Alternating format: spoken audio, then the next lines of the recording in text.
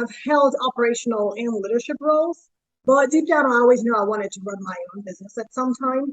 So the biggest thing was trying to decide what business it was going to be because I have varied interests and what model was going to fit me. So as I started, digging deeper into trying to figure out what would work for my lifestyle, my kid, and so on, I kind of settled on the things that we enjoy already. So when I approached Kevin and Carissa, it was more or less looking for a brunch franchise because I looked at, the hours. We would be servicing that afternoon crowd. It wouldn't require for me to be there all night. And looking for something that was unique, that wasn't, the usual run of the mill, no shade on like the wing stops and all of those things. But I didn't want, your everyday restaurant experience. I was looking for a differentiated model. And so that's what led me down the path to look into the franchise model.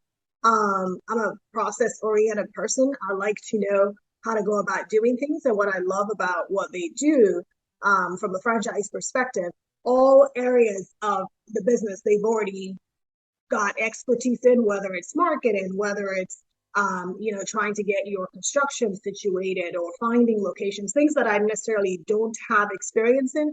They've already gone through the trouble of trying to figure that out. So it made the most sense for me to be able to plug and play, if you will. Can you talk a little bit about your past experience and why that transition out of what you were doing before into a franchise kind of made sense? I've worked in operations my whole entire career, and I've supported the restaurant business. So for a while there was in food service. So all of your major chains that you can imagine across the U.S. I've interacted with your Chick-fil-A to your Chipotle. So I understand back of house operations. That is something that I know I do well in. And I've held leadership roles as well, ranging, folks coming right out of college to people my mother's age, being able to, navigate those relationships. So when I take the two together and think about, okay, what would be successful or important, and from a foundational perspective, right now, I don't know how to, go make the waffles because I haven't had training in that yet. But in terms of like the fundamentals that would help me be able to, kick things off the ground, I think those two things, arm in arm, were important, and they, helped steward me into the direction of, okay, this is something that I could do. Those pieces maybe where you haven't received training yet, or maybe have not been a huge part of your past experience, being part of the franchise and their program and what they're giving to you and offering you is supporting that or filling those gaps.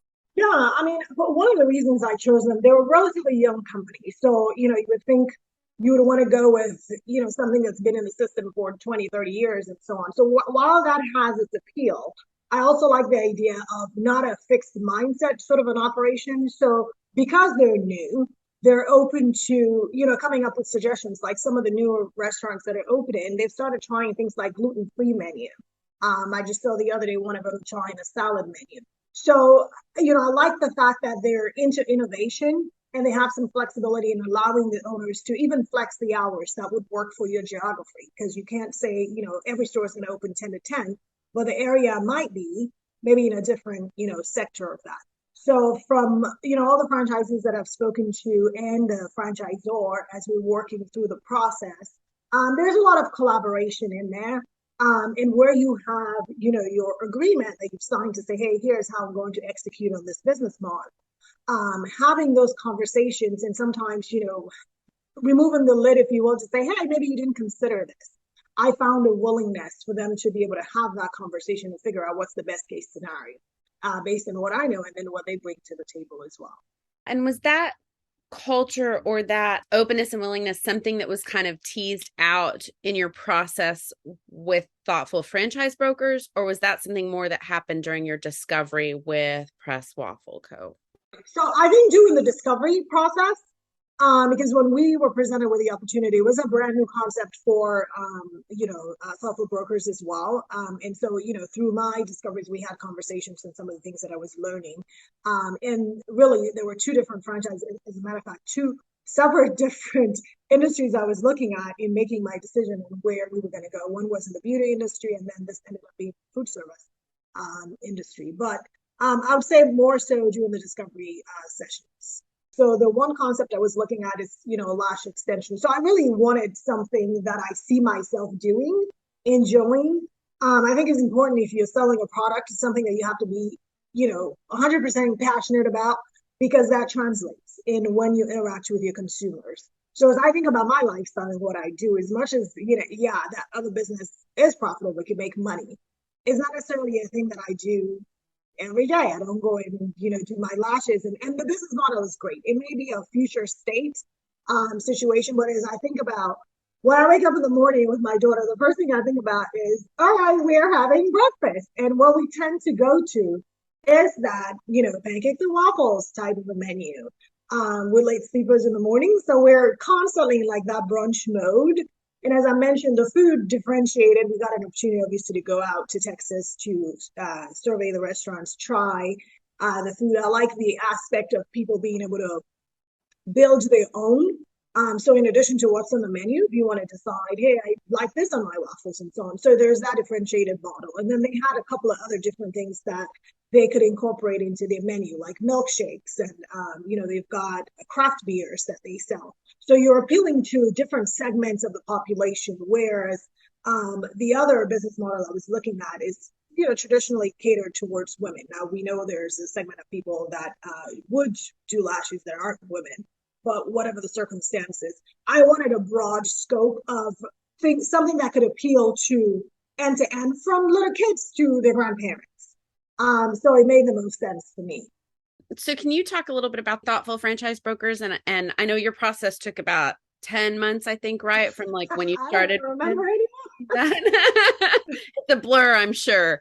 But what that process was like working with them. And I know that Thoughtful Franchise Brokers does personality assessments and things like that. And if you felt that that was beneficial too in your process. What I liked about their process is, they're extremely detailed, right? So the personality assessment was one thing that we did, and walking me through, talking through what that was. And don't ask me which one I came back with because I can't remember. I just remembered it was the same leadership style as Jack Dorsey. But walking through those and they kind of met me with my questions before I even had the questions, if that makes sense. And so, they're thinking ahead of the curve, right? And even from a perspective of giving me referrals and people that I hadn't thought of that I would need as part of this process. When we came to that junction, we were able to get there. So, I liked the way that they presented the concept. So they talked to us about what we were interested in, looked through the list of the different business opportunities and presented each one. And really, they kind of almost helped me open my eyes to other things that I may not have thought of, like looking at the segments of business from the cost perspective, right? The initial investment from the 50,000 to the $500,000 investment.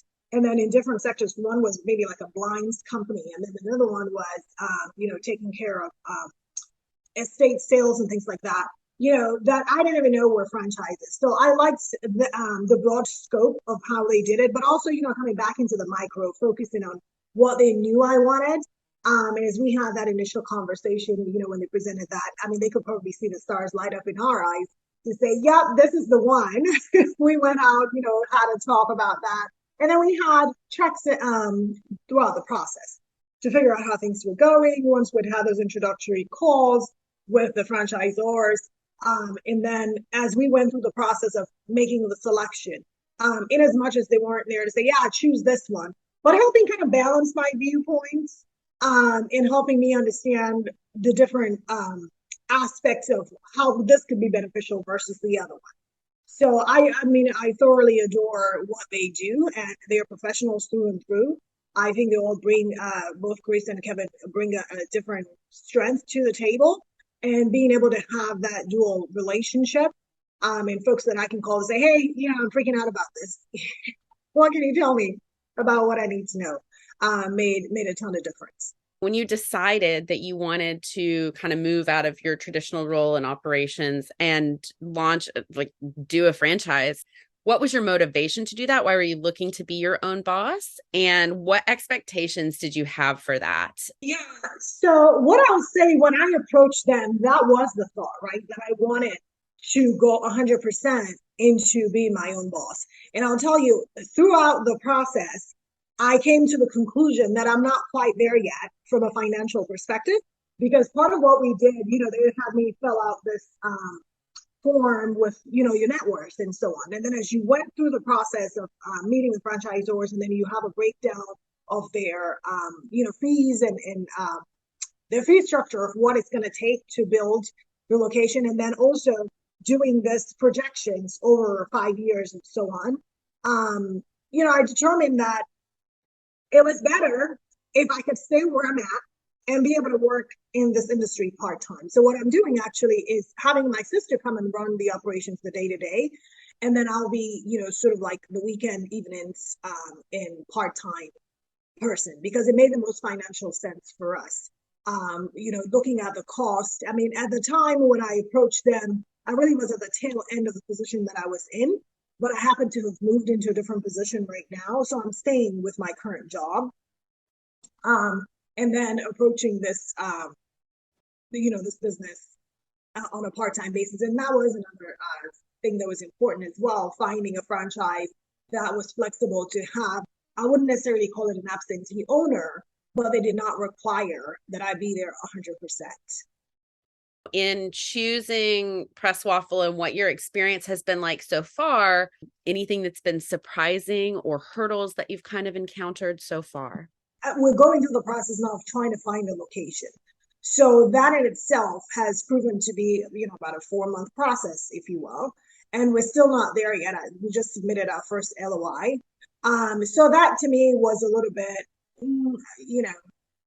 I didn't necessarily think it took that long. And then the process of even completing our SBA loan, they also had a separate set of requirements. So it wasn't just, hey, I'm buying this franchise, here's what we know the cost is. They wanted for us to provide an actual architect and building cost. So I have to complete all of this process first. So find the lease, the location, sign the lease with the landlord, and then find an architect, and then get the construction cost before I can even complete my loan process. When I started, I was of the impression that, okay, I've got the breakout of what the construction costs were going to look like, and coming to the SBA guy like, yep, no, this is not going to work. I'm going to need the actual versus the estimated. So that has taken a little bit longer than I would have imagined. Now the rest of everything else, since we're not in the process of having it open, so I think that's TBD. But everything from what I've heard from some of the other franchisees, talk about the construction delays. My old role was in supply chain, where I did manage our retail side of the business.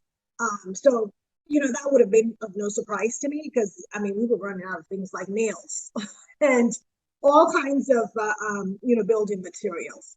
But overall, nothing has been glaring, and I didn't expect or really changed my goal, if you will, or made me think, okay, I'm going to have to do this a little bit differently. The personal guarantee is a little scary. I didn't think I thought through that as much, right?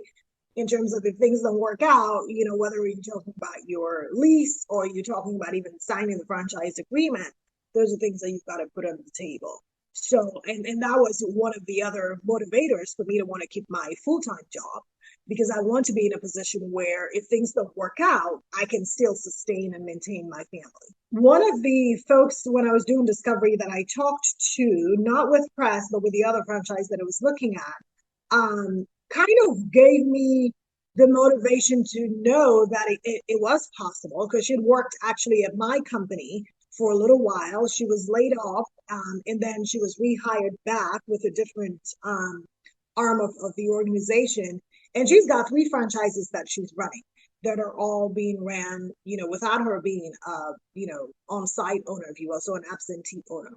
So I think, knowing that, depending on what the restrictions are and the complexities of the business, I would potentially hang on to the full-time job, because I think going through this process, one of the things that I didn't realize, everybody comes in, I want to be my own boss, but then what you don't add up all the way is what your present employer or your organizations pay for you that you may not see on your paycheck, like your health insurance, right? Or life insurance, or my pension that I'm contributing to right now, my 401k, all those benefits, add up. in a way where I'll be leaving money on the table. And if there's not a necessity for me to do that right now, I don't think that that would be a decision that I'll make at this time. If someone you knew was on the fence about deciding whether or not to do a franchise, what would you say to them? My recommendation would be to go through the same process that I did. I've given referrals with Kevin and Charista because I think it was super helpful in just demystifying the process, right? So, you're looking online, you've seen all these things out there, and you really don't have an understanding of how the whole thing works from end to end. So I think going through that formalized process, if you will, and having somebody there to help build your brain, help you understand what are some of the things that you need to be thinking about up front, going through the franchise agreements. That was one of the things that Carissa did with me as I got their franchise, the FDAs. We would do like a breakout of trying to understand what each section, meant, because I mean, these were huge documents, a lot of legalese and things that, can go over somebody's head. But having that support in helping you understand, all right, here are some of the things that you potentially would want to think about to evaluate whether or not it is in fact the right business for you.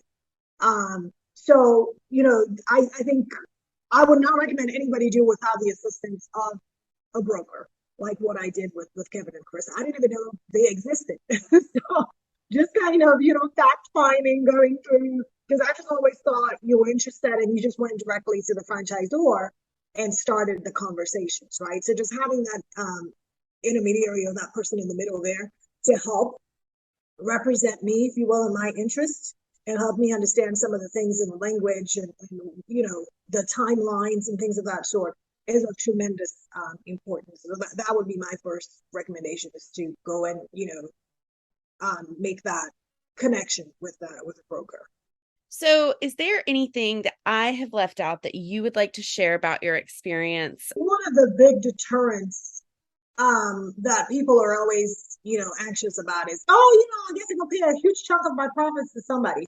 I mean, the way that I look at it is, the fees that they collect is really payment for the work that you don't have to do upfront and then the steps that you potentially would have taken had you not have that woodwork done for you. Whether, like we talked about, is making marketing mistakes or, buying the right type of equipment or knowing how to hire the right type of people. Now, I've had leadership experience in hiring and firing people over the course of my career. So I understand how that works, but that's a huge part of some of the training that these franchises provide in helping, kind of simplify the process for folks. The operations piece as well, having somebody help you understand what your cash flow is going to look like, your cost of goods and things of that sort. Those are all painful experiences that people can go through in starting a business from scratch that you have no idea what you're doing. So where it may not be a fit for everyone, I don't necessarily look at it as, here I'm giving away money. I'm paying for their experience and their pain and their pitfalls and so on. So I think maybe just shifting perspective a little bit in how you approach that conversation and how you think about how you're investing and spending the money makes a difference. I don't necessarily see myself as somebody that's out here trying to make millions of dollars. There's enough for everybody to go around. I'm looking more for fulfillment, and whatever franchise you end up picking, make sure it's something that aligns with something that you're interested in, something that you would use as a product or something that you would buy or consume and things of that sort. So just, having that alignment there and that the culture of that organization aligns and fits with your personal beliefs and how you work and go to business. So those are some of the things that I think are important, and just make the right connection. Because at the end of the day, it is the business. So when you get in there and recognize that, okay, maybe this may not be a good fit for me, where I don't feel like my opinions and thoughts may matter, it may not be a good fit. But, finding that right match is thoroughly important, and just having somebody to kind of hold your hand through the way in terms of getting a broker as a buffer, if you will, as part of the process. It makes a tremendous amount of and I don't want to oversimplify even the plug and play to have people think that you go in there and you don't have to do anything. You still have to know how to run your business. You still have to have your goals and how you want to push your marketing, because your franchise may be in a different city. Like some of the conversations we've had, even as we've talked about locations, they're not, in the area that I'm in. So in terms of like knowing the ins and outs of that community because I've lived there. I know what goes on there. I can be able to share a perspective that even their demographic study cannot provide, right? They can tell you, age from whatever frequency area, but it doesn't include, hey, there's this amount of festivals, there's this amount of people that go there, this type of activity. This is what it looks like on a Sunday night. This is what it looks like on a Friday evening. Those are perspectives that each franchisee can bring to the table as part of those discussions when you're finding the right location for you and something that makes the most sense for where you want to run your business.